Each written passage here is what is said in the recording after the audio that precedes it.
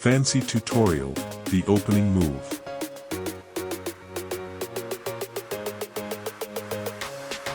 It adds one more action to the basic hand opening, which is the straight push. Normally, the hand opening tilts to the right, but with the push, you first tilt it to the left, then use your thumb to rub the short edge, move it back to the right, and then perform the hand opening motion.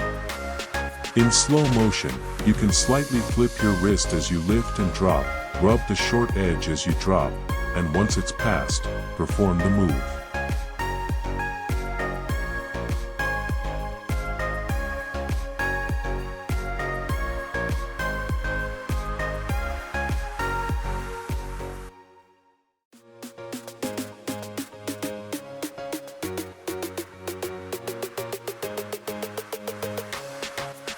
Done quickly, it just flows.